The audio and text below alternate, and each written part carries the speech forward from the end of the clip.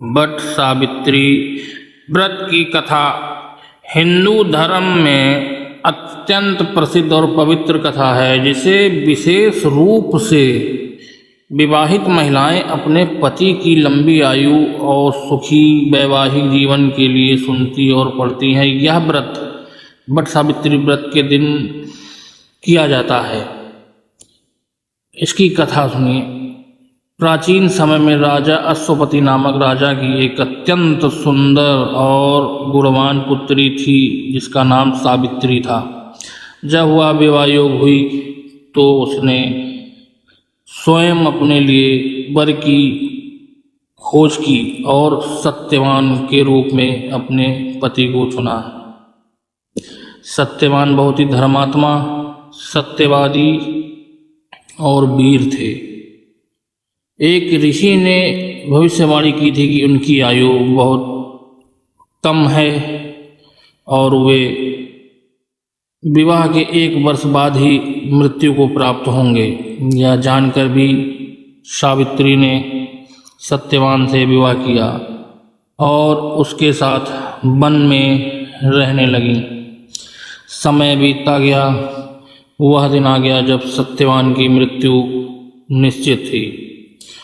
उस दिन सावित्री ने व्रत रखा और अपने पति के साथ वन में गई। अचानक सत्यवान के सिर में दर्द हुआ और वह सावित्री की गोद में ही प्राण त्याग बैठे। तभी यमराज वहाँ आए और सत्यवान की आत्मा लेकर जाने लगे। सावित्री ने उनका पीछा किया। फिर यमराज ने उन्हें बहुत समझाया कि वह वापस लौट जाएं, लेकिन सावित्री ने अपने पतिव्रता धर्म और बुद्धिमत्ता से यमराज को प्रसन्न कर लिया। यमराज ने प्रसन्न होकर सावित्री को 3 वर मांगने के लिए बोले। सावित्री ने अपने पहले वर में अपने माता पिता के लिए 100 पुत्रों का वरदान मांगा।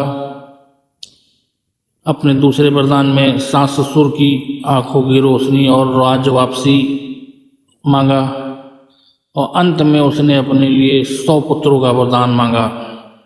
अब यमराज धर्म संकट में पड़ गए, क्योंकि बिना सत्यवान के सावित्री को पुत्र कैसे प्राप्त होते। इसलिए उन्होंने सत्यवान को पुनः जीवित किया।